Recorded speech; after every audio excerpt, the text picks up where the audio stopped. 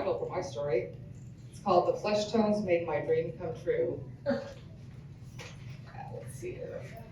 So when I was in elementary school, we lived in an apartment building in North Hollywood, where my very straight mother became friends with Ginny, a hard-partying divorcee with 2 young sons.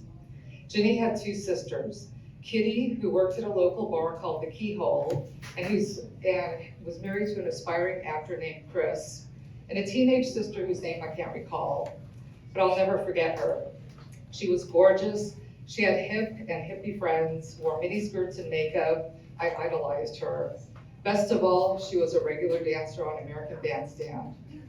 Every Saturday afternoon, I would sit in front of the TV, dreaming of growing up and following in her dancing footsteps. I had always hated being a kid anyway. I was born with the soul of a 40-year-old, one who loved music and dancing. I started taking dance classes when I was 5. At our doctor's recommendation, my mother signed up my little sister for ballet classes with a striking woman named Mrs. Gallegos. My sister was a tomboy and hated it, but I was entranced. So my mother signed me up for ballet and jazz, and I ended up becoming one of Mrs. Gallegos' favorite students. As I grew up, I aspired to be one of Dean Martin's Gold Diggers, or a Bob Fosse dancer. I even choreographed my first routine when I was 12. It was to Harry Nilsson's song, Put the Lime in the Coconut, and my parents used to have me dance it for their friends. But when my parents divorced when I was 14, my mother put dance lessons on hold for the summer. I was devastated, but even more so by my parents' divorce, which devastated my mother too. That's probably why we never resumed our normal routine that included dance lessons. I was relegated to dancing with my sister in her bedroom with glow-in-the-dark paint on our bodies and a black light. Turns out my sister actually loved to dance, just not ballet. In high school, I got a job at Tower Records and went dancing in clubs to rock, punk, ska, and soul music. At one point, I did consider a dance studio, but by then disco was all the rage, and there's no way I was going to be a disco dancer.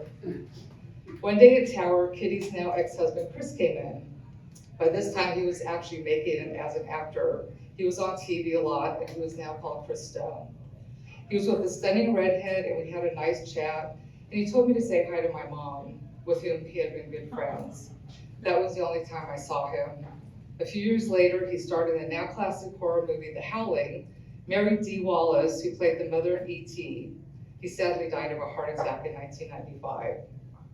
So when I was 21, I got a job in the publicity department at A&M Records, which was in the same bungalow as IRS Records publicity department.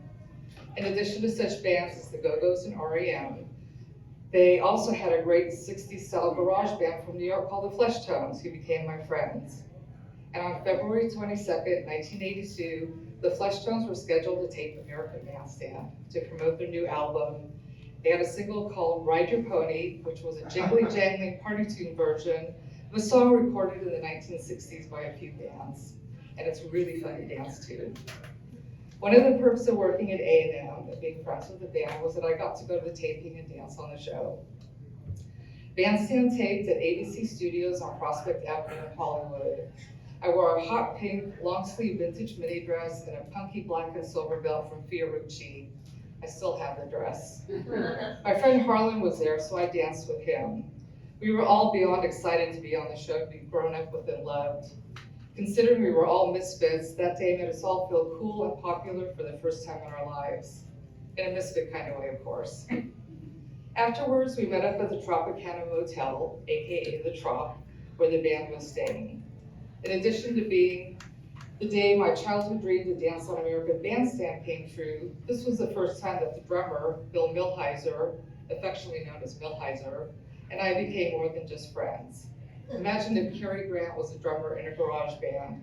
That's Milheiser. The lead singer, Peter Zaremba, himself affectionately known as Zaremba, was and is one of the best frontmen of any band I've ever seen. The guitar player, Keith Strang, known affectionately as Keith, started the band in 1976 with the bass player, a nice guy named Eric. Their sax player, Gordon, had an aggressive crush on me, so I pretty much stayed out of his way. The band became infamous for their Blue Whale pool parties at the Trop. The Blue Whale is a really strong drink made with blue curacao. One time I drove Keith to numerous liquor stores all around town, trying to buy up all the bottles we could find because he would make the drink in a huge garbage can, like those ones that you use when you rake up leaves in the yard. Blue whales and white cocaine, they went together like rock and roll. The episode of Bandstand aired a few months later on May 15th, but since I still have the black and white TV from my childhood, I couldn't see how cool my hot pink mini dress looked on TV. I didn't have a VCR, did anyone then? So I couldn't even record it. To this day, I'm trying to find a copy of that episode.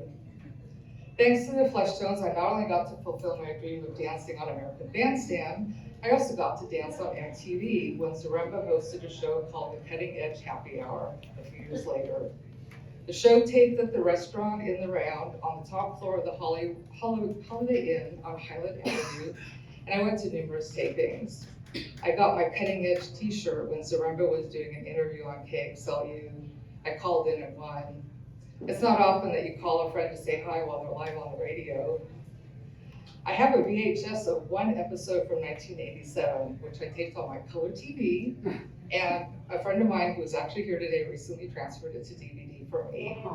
So today I can watch myself dancing in my signature red lipstick and long bleach blonde hair, teased and aquanetted to perfection, wearing my red and black with gold studs vintage Fredericks of Hollywood dress, and my black and gold cat eye sunglasses. I guess I actually did grow up to be a lot like Jenny and Kitty's sister. The hip friends, the minis, the makeup, and dancing on TV. I've never stopped dancing in clubs and in my apartment, and I still choreograph dances to songs that inspire me.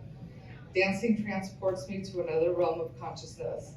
I can literally go into a trance from dancing to my favorite bands. Mel Heiser and I ended a long time ago, but I remain friends with him and the band.